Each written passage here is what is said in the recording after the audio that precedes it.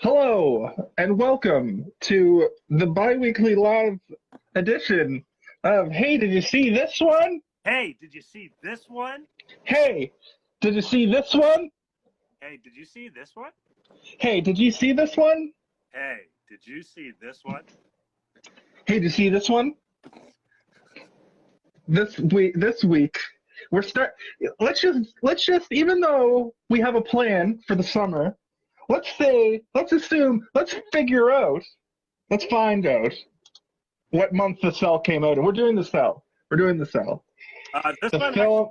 was recent, or not? Like I think it was to an anniversary. No, I know, but what month? What it came out in August, so technically we can start our summer of summer films series. Summer film, or what title you gave? What did you call it last time? The summer of summer films Yeah, series. yeah. I'm not super original, but it's very concise, very to the point. You can find out what we're doing based on the title of it. I'll be advertising things. I'll be putting it up on my live. Additionally, Wednesday night, this will probably already air by the time people have seen this, but we're going to try doing a live Blossom Buddies. But that's a different thing for a different time. Tonight, What's that going to be on? we're going to do it on. We're going to do it on here as well, around the same time, probably 8:30 Eastern. What, you told your buddy how much fun we were having doing lives on here, and now he wants to give it a go? Yeah. Yes. So I'm going to grab a beer. You'd think that I would have done that before I, waited for you to come onto the live. But why don't you tell our viewer? See, I did there. That What? me. Okay. Well, why don't you tell everybody who's want to watch this in the future what movie we're doing this week? What up, everyone? This week, or today, whatever, this bi-weekly schedule, we are doing The Cell. Let's see if I can get a good image. There it is. There it is right there. There it is. With Jennifer Lopez and a guy, I can't really pronounce his last name. Vincent D'Onofrio. He's the guy from Full Metal Jacket. He's also Daredevil. What was it? Daredevil. And Men in Black. He played Edgar or whatever. Yeah. I need water, sugar and water. That guy. Yeah. He's one of the best character actors in the history of Hollywood. He's really methody. He hasn't gotten the kind of roles that somebody like what's his face from There Will Be Blood and Lincoln. Who am I thinking of, Kaylin? You're talking about Co-host Lewis? Yeah, I'm talking about Daniel Day-Lewis. He's not that level of actor. He doesn't get those roles, but he's in a lot of movies that would have that level of actor in them, playing excellent character parts. And this is crazy. This movie was a lot different than I thought it was going to be. It's a lot more of a thriller, psychological horror, like crime movie. Did you get a bit of Silence of the Lambs kind of feel? Yeah. I got a Silence of the Lambs, like Mindhunter, the TV show Mindhunter, kind of. But the thing is, that's that show on Netflix where that's about like the early days of profiling serial killers. It's a good show. Yeah, like when they first coined the name serial killer or something like that. Yeah. So the interesting thing here is that you still get a little bit of that like procedural, which I thought was cool, but they didn't. They find him in like the first 40 minutes. I forgot how quickly they found him, but then I was like, oh yeah, they need to because they have to go inside his. Well, then, as I've said before on many episodes of this show, we had to get to the Home Alone-ness of it or whatever. We need to coin an actual term for that. Yeah. The Home Alone factor. The Home Alone factor. Yeah. Okay, I like it. Do you want to see something weird? Yeah. I'm doing this on TikTok also. Okay. So. It's Should just I be TikToking it? No, I mean it won't. It doesn't work unless we're both like if we were both on both. But I can't invite guests because I don't have 60,000 fucking whatevers. I don't know. I think I need 1,000 followers. But I did put on this that I am I did say, come to my Instagram to see the both sides of the conversation.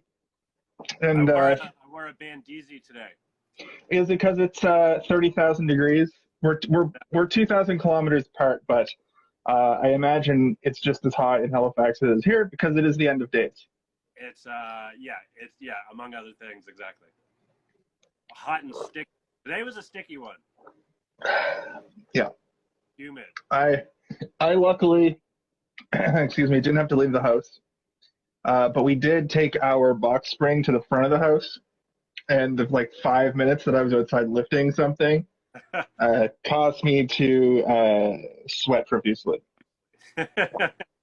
What was for Din Din? I had roasty potatoes, homemade. Are you putting a thumbs down for roasty potatoes? No, I'm counting. I'm just counting in a different sort of cool way. Oh, okay. I'm starting a fad where you count upside down. Roasted potatoes. I made a piece of fish, just like a basic bitch freezer fish. Piece of fish. And then I had a piece of fish. And then, it's funny you should say that, I warmed up a piece of pizza from last night. Oh, what? You didn't fucking play Frisbee with it first? No. I actually know how to. I know how to bring pizza back to life pretty good. Wasn't that one of your TikToks? Yes. Was it? I don't know. I make so many of them. I make so many of them, and I get literally tens of views. It's a waste of time. So. Well, it's not a waste of time if you're gonna be, awake anyway. That's true. That's actually why I do it. I make them. I'll see something cool, and I'll be like, you know what? I'm gonna throw down a little TikTok, a little duet on this. I made a couple today that are pretty funny. Go over there and check me out at Important Influencer, my name on TikTok, because I'm so important. The name speaks for itself. It's true. I hope when people see that, they're like, ooh, they look at so I'll go into lives, I'll go into other people's lives and I'll say a funny thing and they'll think that I'm trolling, which I usually am. And then they'll click on my account and they'll be like, you only have 500 followers, bro. But how do you have 12,000 likes? That doesn't make any sense. Those ratios are all fucked. And I don't know what to tell them. Honestly, I don't. I leave. I usually leave as a coward. Maybe. Sorry. So randomly and like that one, but then I have it, but it's so there's no organization or something. It feels like it's just I can't. I'm too old or something for it. I just can't. I'll explain to you what I did to make it make more sense off camera, off the show. You asked me what is this? I didn't really give you a really good answer, but there's a way to make it so it's not just nonsense. So we're talking about The Cell, the year 2000. Jennifer Lopez. Did you see this one? It's the two. We got 45 minutes to break it down for the people. So off the top, we basically get a situation where Jennifer Lopez is keep telling them.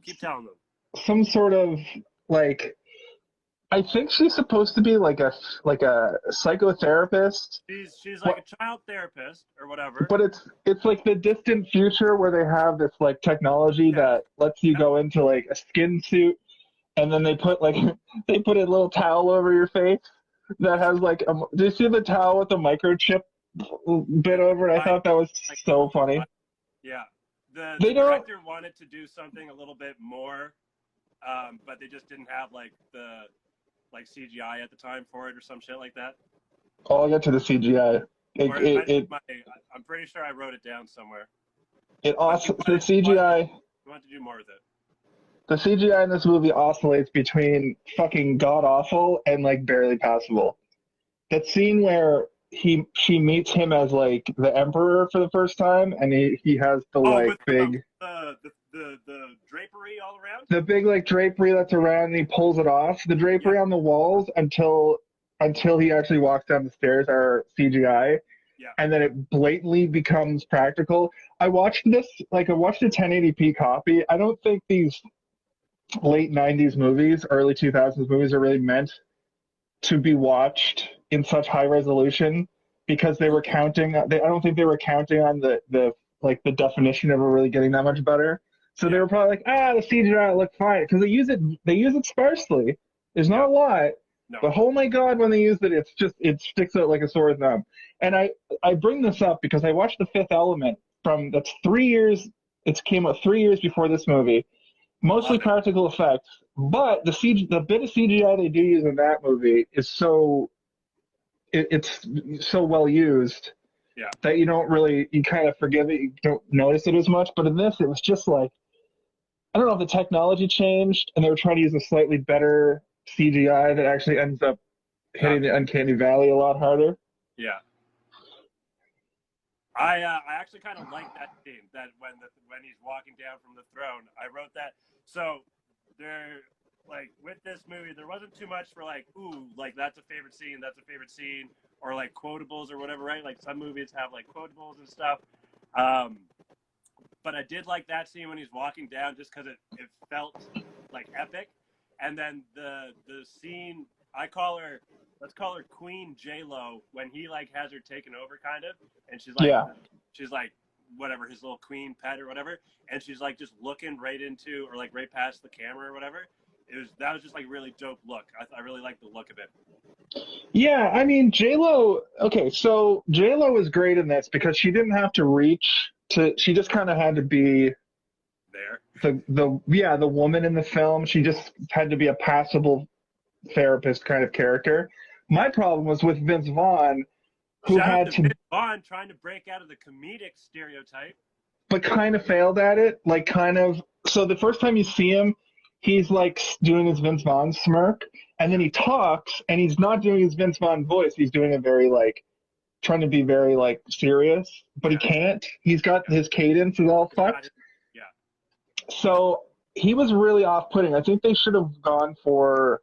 I do get that in 2000, Vince Vaughn was becoming the guy that you just put in every single movie. Yeah. But I don't think it makes like J-Lo's timeless because she hasn't aged. She hasn't aged since In Living Color. She's just looked better and better and better. You know what I mean? And this captures her at a certain time in her career. Vince Vaughn just is like trying to do a good job, and that's kind of the problem with his performance in this movie.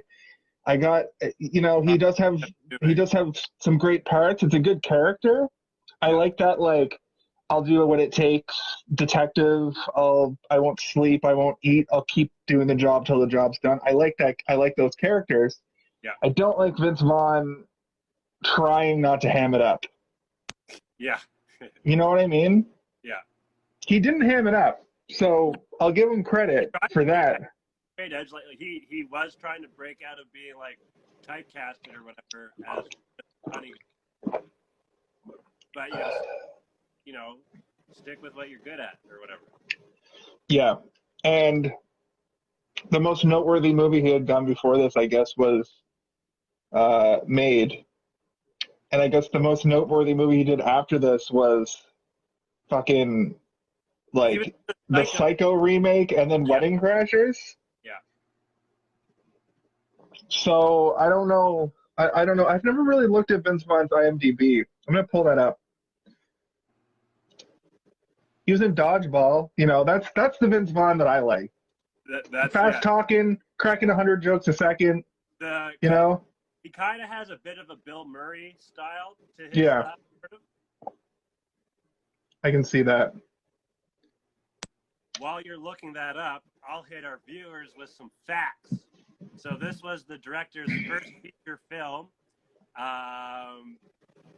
Mostly, what is this? He directed music videos prior. I guess, got his notoriety from R.E.M's "Losing My Religion" music video. Sorry, when I said Made, I meant Swingers. Swingers, yeah. Yeah. Right. Yeah. Maid is later. Maid is like him and what's his face from Swingers getting together again to basically make the same movie 10 years later. Yeah. Let's But do it again. that's what good teams in Hollywood do, and especially somebody like Jon Favreau who fucking hits it out of the park with like everything he does. We can be a team. We are a team. We're the duo of. Did you see this one? Beard buddies. Beard The, buddies. the formerly known as beard buddies. I gotta shave this monster off my face. It's getting too hot. That's what did it for me. It was too hot, man. Just too hot. I need a wetsuit. Like, you know what? I was looking online. I might buy one, but there's like a website that sells like shirts that are supposed to like make you cold. Maybe we can get more than 0 viewers and become a partner with them. Ooh. You never know. Oh, Arctic breeze or something. Yeah, they call it wet chest. Oh, You cold yet? Can you pin things? Hey, did you freeze this one? That's a little take on how the show is called. Hey, did you see this one? So yeah, to finish my thought about Vince Vaughn being in movies, he wasn't in like a whole lot of stuff that really. He's like the opposite of Kevin Bacon, where Vince Vaughn was working pretty consistently, actually. Pretty consistently, but his acting style is all over the place. So I prefer to see him in something like a Fred Claus or Delivery Man movies. I'll probably never watch Delivery Man, but like I love him as Wes Mantooth in Anchorman 1 and 2. You know, like that's Vince Vaughn to me. This wasn't Vince Vaughn to me. I wish they would have used Dean Morris more. Dean Norris. Sorry, he's from Breaking Bad. Oh right, yeah. He kind of looks like Michael Chiklis, but he's from Breaking Bad and not from The Shield. He was good in this, but he's probably been typecast as a police officer in everything he's ever done. I'm pretty sure that's true. Yeah.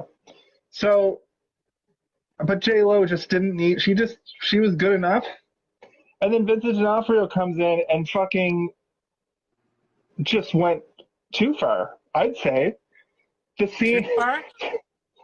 yeah, like his acting compared to theirs is like next level.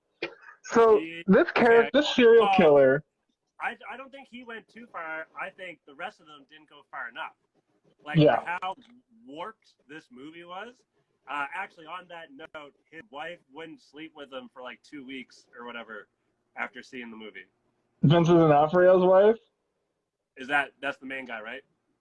The serial killer? That's the name. The serial killer. Yeah. Yeah. Yes. Yeah. She was creeped out. He did a good job. That's a good job. That's understandable. It's like they took a fucking serial killer, a list of things serial killers have done, and they put them all on a dartboard, and they threw like 5 darts, and then those 5 things they combined that into a profile for a serial killer. And this fucking guy, his motif or his calling card was like he put women in this vat and then slowly like fill the vat up and film it, and then like you know toss one out to them like drowning, and then after they were dead, he'd make them look like a doll and dump them somewhere really blatantly, like just like in 2 feet of water. So I told you last when I first saw this movie, it was probably junior high if it was 2000. I had a sleepover at a buddy's, and his mom like was like, "Hey, were you guys like, oh, we're just gonna watch a movie?" And then she like looked at it, and on the back it said like, blah blah blah, scenes of masturbation or whatever. She flipped out. I think it happened 2 times. So there's when we first meet him, and there's like the first girl, and then he goes like and like sits in like he like crouches over at a chair or whatever. Like I think that's one of them, which I didn't really like. If I wouldn't have noticed if she didn't make a big deal out of it. And then I think the second one is when he's hanging after she's dead or something like that. He's hanging over her and like yelling. I think he's also doing it then as well. I think he was doing it then too. Something that was interesting that I noticed is that they show the body suits before they show him. We'll get to what his weird thing is in a minute. His other weird thing is the body suits look flesh colored, like they look like muscle suits, like the things that you go into the cell with, and then or the whatever the fuck it's called, and also, then there's hooks. Dropped the name title. I don't think they dropped the name title. No, they didn't. They didn't. I'm watching Insidious, and they have a name for where the afterlife is, and they have a name. They dropped the name of the movie like in 10 minutes in that one as well. I was waiting for it because that's one of the things we point out on this show. But so the suit looks flesh colored. It has these hooks in it that are hanging it above a table, and the table moves down when they go into the cell land or whatever the fuck it's called.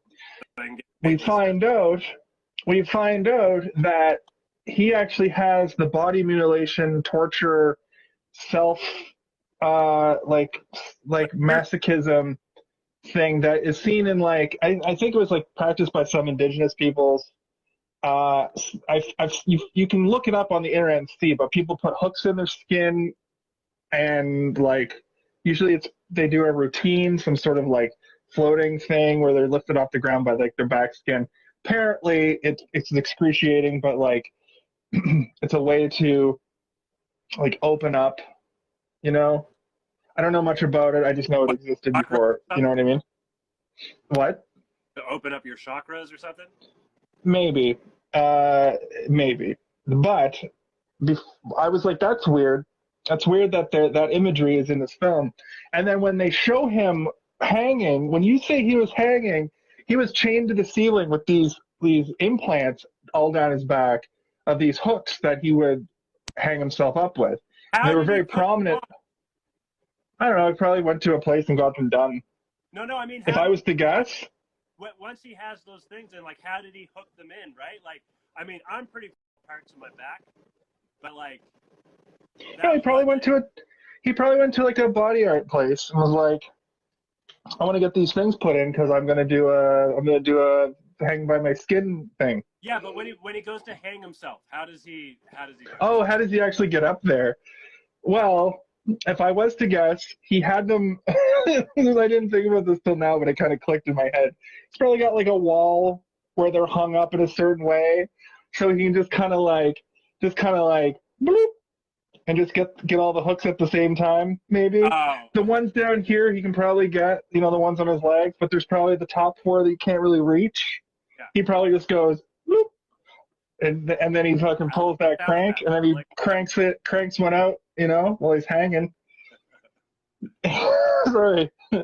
This is PG-13, ladies and gentlemen. I don't think it was.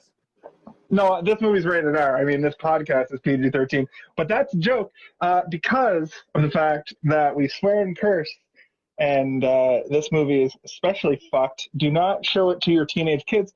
Although, I think if I had seen it when I was 15 in 2000, it would be a lot more devastating to me and be a lot more fucked up than now, not only as an adult, but it's so much easier to find way worse things. Like, I'll bring Insidious up again because this movie is not scary. It's just the same movie as Paranormal Activity, but instead of it being found footage, it's just a movie about these things happening to these people. I'm only halfway through, though. Yeah, it's starting to get a little bit better as the movie progresses. But that first half of that movie, oh my God, do something! You're not watching it in one sitting? No, I watch movies now. I watch horror movies while I do the dishes. I sat down and watched The Cell, but you're doing it wrong. No, I'm not. I'm trying to get all the information in my brain. I'm trying to jam my brain full of information. Don't tell me how to do things, Kaylin. Okay, my bad. I've only watched in the Tall Grass and Insidious so far like that, because I don't have any there's no TV shows I'm really watching right now. So like just something to kind of occupy you while you do dishes. Yeah, the cell phone's like at eye level, and I'm doing dishes like. Okay, gotcha. Oh yeah, no, I don't put the movie on like over there and listen to it. No, Yeah. the movie's like it's actually some stuff is like fucked because I'm even closer to the TV than I normally would be. Okay, So that's fine. I have to pay attention. Yeah. So what else we got about this thing? I was watching this movie today and I'm going, all the other movies we watched, there's been a lot to talk about. Mhm. But this is pretty much like there's not a whole lot to talk about in this one because it's very like it's weird that we were able to get more out of Tremors. Like there was less going on in Tremors, but this movie's kind of like you got to watch it to really get out of it what you need to get out of it. Yeah. It's a Um, psychological thriller kind of detective, or well, I'm not sure if detective is the right word, but Procedural. it's definitely a visual movie. It's just heavy visuals for sure, which is kind of the director's, like, I guess that was kind of his MO.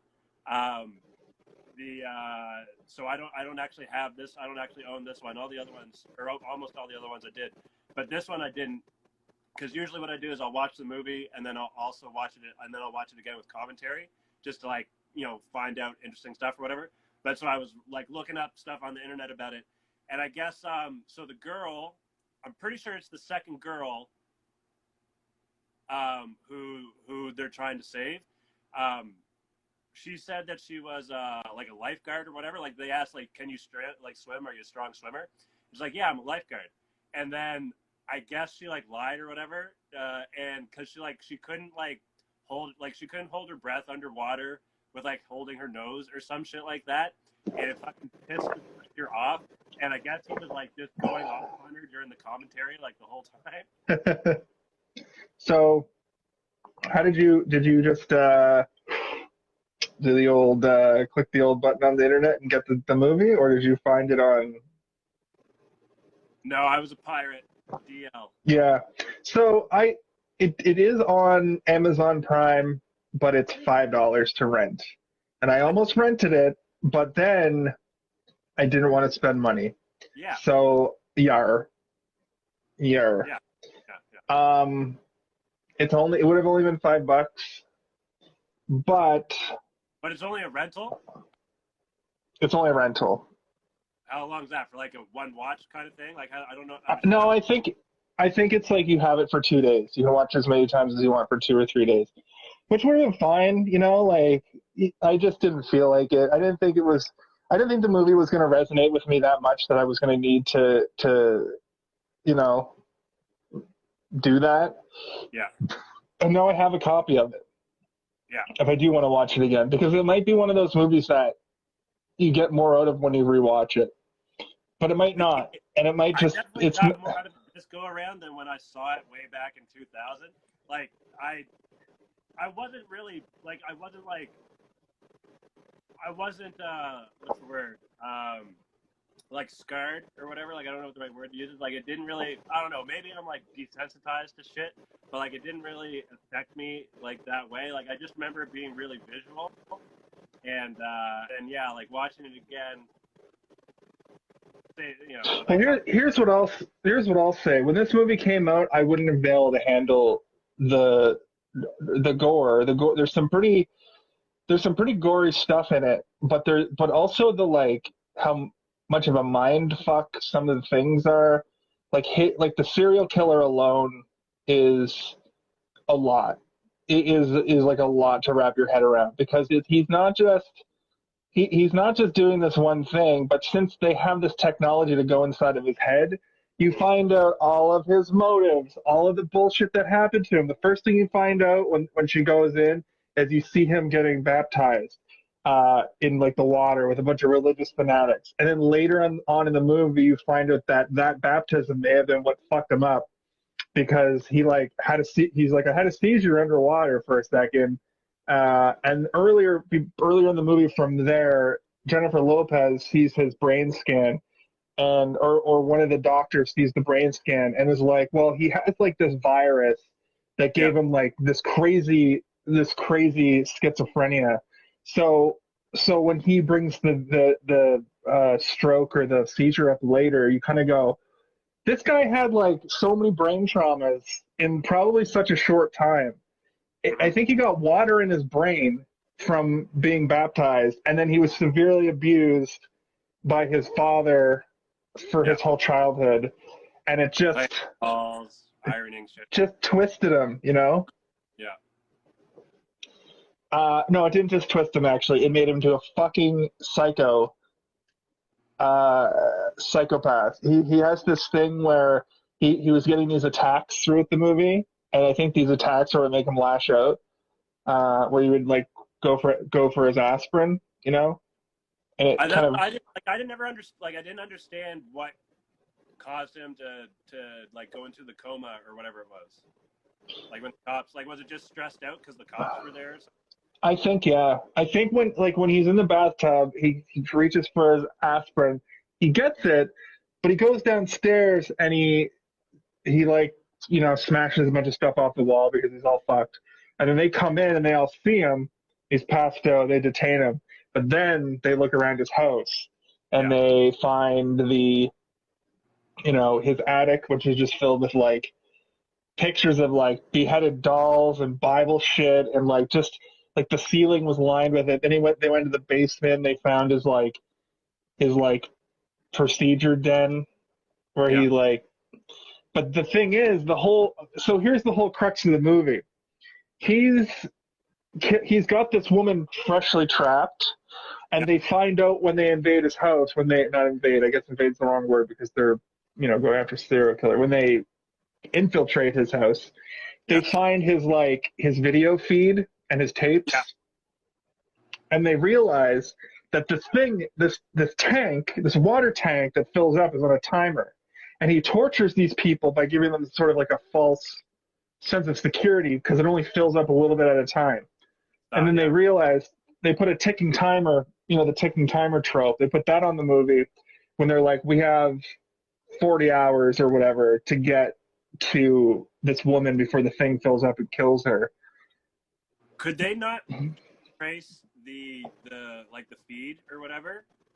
Like when they're No, I don't think it was a feed, actually. I think it was just recorded on 4 cameras, and then he took the tapes to his weird jerk-off den. I thought the ones that they found were live. Like, I thought that was going on right at that, like, moment. No, I don't think so. Because they would have been able to trace where the feed is coming from, right? You think? Maybe I missed that. But I thought it was that his tape. They just found tapes from the previous girl that had just been found, who he turned into a doll. Right, and then threw over a bridge or whatever. Yeah, just dumped her under a bridge. Like, he did this thing where he bleached people white to make them more doll-like, and I thought that was pretty messed up. And you get this, like, there's a part where J-Lo goes back in to his head after she goes in the first time. It's traumatizing, obviously, because she meets like the emperor. Yeah. She goes back in a second time and she sees all his victims and how the way I interpret it is when he went back in to see them, or when she went back in and saw them, is what I meant to say there. It was what he perceived his kills to be or look like, or what they represented to him. Different kinds of dolls, different kinds of weirdness. And then this super buff, like, bodybuilder person, like, picks up J-Lo and delivers her to him. Yeah. I don't know what the deal with that was. Maybe that was just some assistant or something. Yeah. Yeah, but was that a kill that the people never found, I wonder? Or is that just something that manifested in his kill? Okay. I could be wrong. I could be wrong too, but they didn't really allude to it beyond that. So, is this still the first time when she's in? Is that when we meet him as the emperor with the purple drapes? So that's the first time. It's like, where do you come from, or some shit like that. And then she pinches the little thing, gets out, and then the second time she's like, is when she gets caught. Like the 6 or 7 different people or whatever, and she like unlocks the bodybuilder or something like that. Yeah, but then he gets her, and she gets caught in there as his like brain slave. Oh, slave thing. And then they're like, okay, Vince Vaughn, it's your turn to go in. Yeah. He's like, I'll go in. They're like, this might be a bad idea because you've never done this before. And he's like, whatever. He has a whole like Alice in Wonderland trip. The first thing he sees is like, I like the special effect that they used for like the three women with their mouths open, and then they say something to him, and it looked really like jaggedy and janky. One thing I didn't like though is when she sees the kid version of him for like the first time, they use this like face effect on him that literally is like you can do it now with a phone. Oh, perfect. Yeah. Like how his eyes and his nose and his mouth were kind of droopy. Yeah. And they only like flashed it. Like I could probably find that exact fucking. I mean, not this, but you know what I mean. Oh, this thing has effects? Yeah. Here I am, not using effects like a sucker. I've done this before, and you're like, "Whoa, dude!" You click the 3 little stars. Look, I'm a fucking lemon. Oh, kind of what's happening? Did you break the feed? So I'm a lemon. No, I'm a lemon. Yeah, you're frozen. I'm gonna turn off the effects because I might be affected. Am I affected? No, you're good now. So check it out. I'm in the cell now, and you're in my cell. Oh, yeah. See, I'm peeing lemon juice on you. You're in my head. What? I thought it was splashing. I think it's splashing on my face. Oh no, maybe not. So we're in the cell, and you're in my brain. And hi, I'm a serial killer, and would you look at all the kills I've done?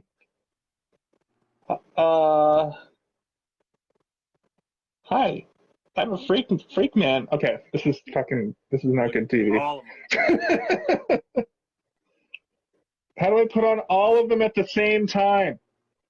So anyway, and Vince Vaughn goes in, and Vince Vaughn's like, "Oh fuck, all of this is crazy," but J-Lo has been turned into like, you know, slave Leia basically, and she looked really good actually, but she has this like dead eye look. She grabs Vince Vaughn and makes out with him, which they never really explored later. Like they did at the very end of the movie, they kind of they hugged and then kind of looked at each other, but then like, not every movie needs everybody to become a relationship at the end.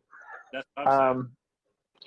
But then the serial killer guy, what's his fucking name? Like Phil. His real name or the name of the movie? Like, what's the serial killer's name? I think it's like Charles or something. 1 second. It's like he's like a serial killer, so he's got like 4 names. 1 second. He's like William, Trillium, Billiam, Jilliam. Where the man? Oh, here we go. Carl Starger or something like that. Yeah, let me double check. Yeah, Carl Strager. So Carl grabs grabs Pete Novak, which is Vince Vaughn's name, and fucking puts him on a table. Fucking the intestine torture chamber or torture device table thing. Yeah, he cuts his like gut, and then he pulls an intestine out and wraps it around like a thing, and it starts going, pulling his intestines out. And the thing that's jarring about that for me especially was when she comes out the first time, she's like, I experienced all of it, I felt all of it. So Pete Novak just has that memory now in his head of that happening to him. Yeah. Which is fucking brutal. Yeah. And then they Which is find, also a real medieval torture table. yeah, because when they go back into Vincent D'Onofrio's house right before they go find him, into Carl's house before they actually go find him, Yeah. they see that, or maybe it's after, but anyway, they see that torture device on like a picture, on like a tarot card or something, Yeah. Yeah. which was interesting. Yeah, that was fucked. And then we basically just get a cool like final battle between. So J-Lo goes back in with fucking like Matrix armor on.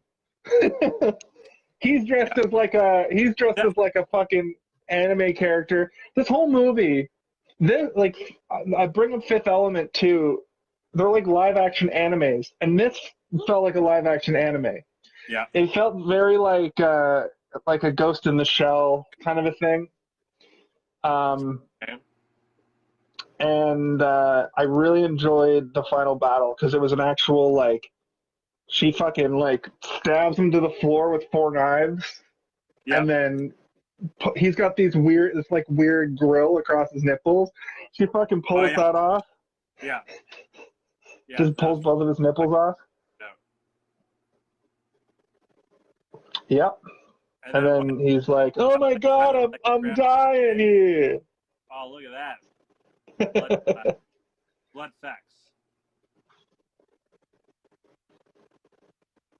And then, yeah, doesn't she like drown the kid to like kind of like save him? No, she baptizes the kid. So, okay, sorry. Before she turns into Matrix mode, yeah, that's when she's like, Mother Mary or whatever. Okay, so I believe this is what happened. She kills him, and then she leaves, and then she leaves the cell. She goes into that other room, and she jacks up the lithium, basically, goes back in, and she's like, now I control. She figured out how to control it. Into her thing. Right. Because she figured out that she needed to use some drug. And then that's when she is like, "Come to me, my child," and baptizes him. I'm getting this ending like kind of mixed up in my head. It'll do that. I think it's true. I'm pretty sure she baptizes him after she kills the evil version of him. Yeah. So yeah. She also stabs him before too. When she snaps out of it, stabs the serial killer, gets Pete. They get out. Then she goes back in with the Mother Teresa shtick after jacking up the lithium, and then Pete goes to get the girl. He got the information he needed while he was in there to figure out. Who sold this? Where was it sold to? Yeah. Good old So they go get. That was. Yeah, and then at the very end, J-Lo baptizes the kid. And then like the final scenes are like Vince Vaughn saving the girl, which was I did like that part where he like shoots the glass and smashes it out and saves her. Yeah. And then they have a little conversation at the end that's like, that was fucked. Where do we go from here? That was crazy. And then we get the final scene of the movie is she's back in with the original kid from the beginning, but it's a desert, but now it's got these like lotus blossom trees and snow in the desert, and she figured out that if she uses her new power, she can help out the kids or whatever. Exactly. So yeah, child therapist now. Yeah. Which was cool. I really enjoyed this movie. But we covered everything. We've only got about 10 minutes left, but like it was kind of hard to. I didn't want to be too spoilery, but like it's a movie from the year 2000. I assume if you watch this at any point, you will have already seen it potentially. Not really too much to ruin, but I mean, like, that's what I was saying earlier. Like, there's not really much for, like, favorite scene. Like, you know what I mean? Like, when, after watching it, like, there wasn't really much that stuck with me, or what, right? Like, as far as scenes, as far as, like, quotables, it was just, like, a,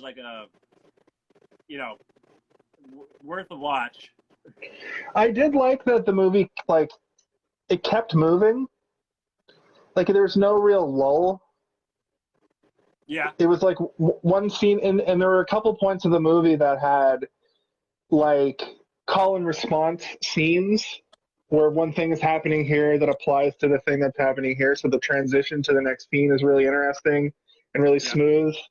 A lot of scenes, a lot of like sequences that are just like a lot of stuff happening. That's really easy to follow, and I like that in a movie. There's movies where you watch them, and fucking the first Avengers movie is guilty of this.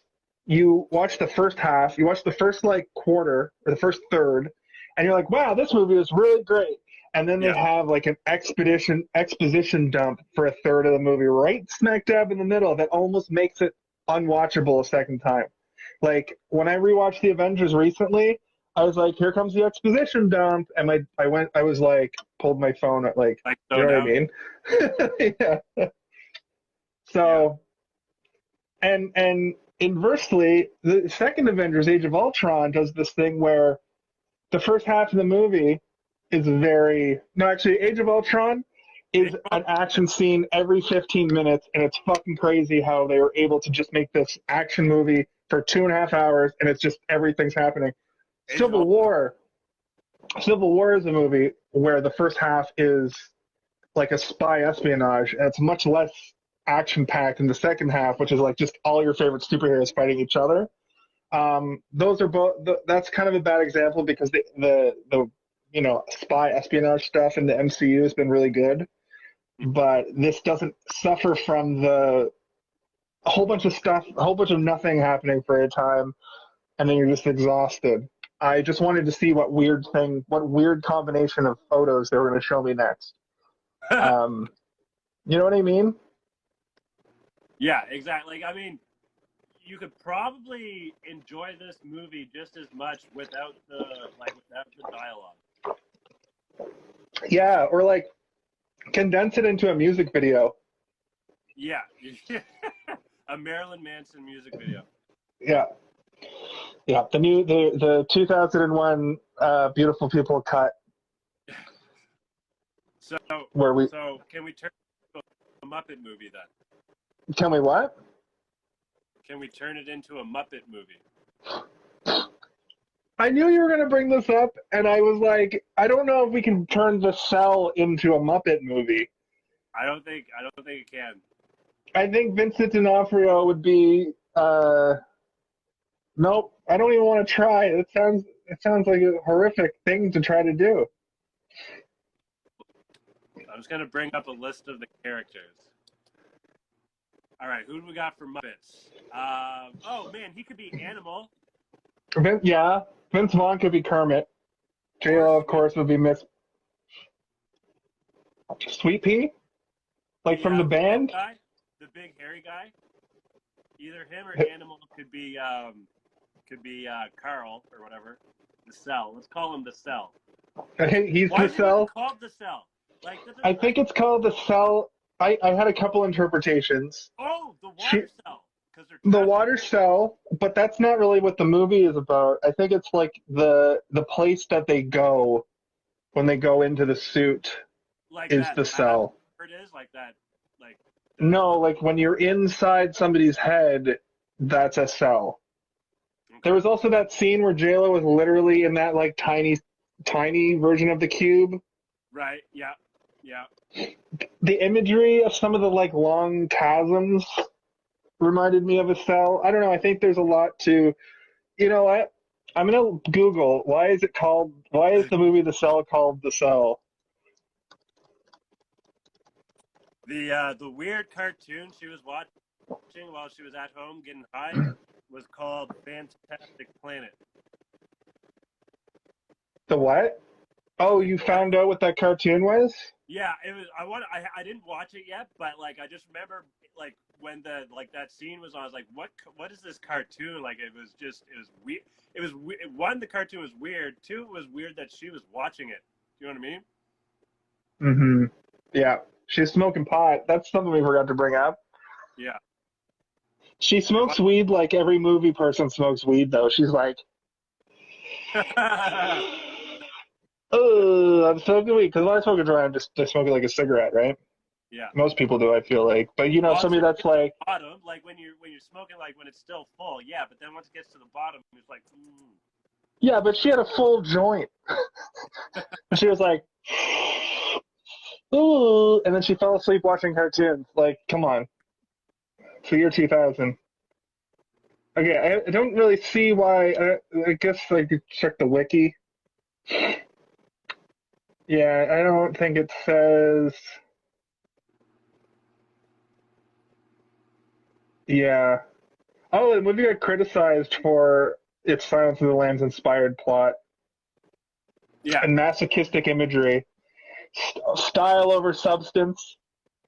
It was mostly, it was all style. Whatever. Sometimes It was praised. It was praised for its visuals, direction, makeup, costumes, and D'Onofrio's performance, and those are the things we talked about. Because other than that, there's not a whole lot going on in this movie. I mean, that is most of it. Like, the story is very cookie cutter. It's just a serial killer movie, but the serial killer is so fucking crazy, and the like sci-fi technology to go inside go inside people's heads. Yeah. But it's not. They didn't world build. They didn't build a universe around it. They're just like, we have this thing. We also have flip phones. We have flip phone cell phones. You know what I mean? But you can go into people's minds if you put this dictal with some fucking circuitry on it. What do you think? Yes, like what do you think the cloth was supposed to do? I think the cloth was the VR helmet. Oh, okay. And I think the suit was like the VR suit. Yeah, exactly. Yeah. Even though they didn't move around, yeah, they were just they just went in and then they just laid still. Yeah. I don't know. Honestly, the more I talk about it, the more it falls apart. Honestly. Yeah. But it was an enjoyable watch, and I'd never seen it. And I like this last week, I also watched The Fifth Element, and The Fifth Element was great. Was fucking phenomenal. We should have done that for this podcast, but I think The Cell was a good way to start our summer series. Spectacular. So we're just at the end here. We got about summer movie. Summer movie series on. Hey, did you see this one? Hey, did you see this one? We got about 5 minutes left here, so let's give our final ratings. And nobody came. We had 2 viewers tonight. I couldn't believe it. I think we only had 1. Well, there was this Kirk guy, and then this next. Oh, and then this person I used to do wrestling with popped in for a second. Okay. But that's fine. That's not what the point of this is. The point of it is we're recording a podcast that goes onto Instagram Live. You can find that on my Instagram Live. But I gave this movie a 3.8 immediately after watching it, but I'm going to bump that down to a 3.5 because of the fact that talking about it kind of made me dislike it a bit. Yeah. But still appreciate Vincent D'Onofrio and cool sci-fi ideas, and the visuals, fantastic. Some stuff, I don't know, man. I'm usually pretty generous. Like I can find something to like about anything for the most part, and I think this is going to be one of the few movies that I rate kind of low. There were some things that I kind of liked about it, but it's just not really like even just doing this, it was kind of hard to fill a whole hour, and we went on tangents on other things a good majority of the time. And that's never happened on our show. That hasn't happened to this point. No. No, I mean, I'm not being sarcastic. I just mean that we'll tangent if we want to talk about a different thing. We almost had to tangent this time. We got over an hour on Rebel Without a Cause, and that's a black and white 50s movie. That was a dope movie. It's a dope movie. I I didn't like leaving this movie. Like it just I didn't take away much from it. It wasn't like it didn't really stick with me or whatever. It's not some like, ooh, I need to watch that again kind of thing, right? Yeah. Yeah. So like based on everything, and to try and like have some sort of what's it called when you I can't think of the word, but like just so that there is like a fuck, I can't think of the word, but like I'm gonna say for me, I'm gonna give it. I was gonna say 2.5, but let's say 2.8. Cool. Cool. Well, yeah, you went low and brought it up a bit, and I went a little bit too high and brought it down. I just like Vincent D'Onofrio so much, but so fucking unsettling. But he's a great actor, and if you haven't watched Daredevil, check him out as the Kingpin in Daredevil. So I think that's the Netflix show. Yeah. So that's going to be it for us this week. Come back in 2 weeks. Yo, we're going to be doing next week, July 4th. Yep. Yes, we are. So that's Sunday. Yeah, that's Sunday, right? You want to do cool. Sunday? You want to watch it Sunday and then do it Monday or something? Well, let's talk. Let's talk about it. We'll see what's happening on Sunday. But for Kaylin, I'm Jason. And for Jason, I'm Kellen. Hey, did you see that one? Did you see this one? Did you see this one? Hey, did you see this one? Hey, did you see this one? Hey, did you see this one? Well, you know what? I did. I have now seen this one. We watched it. Okay. Goodbye.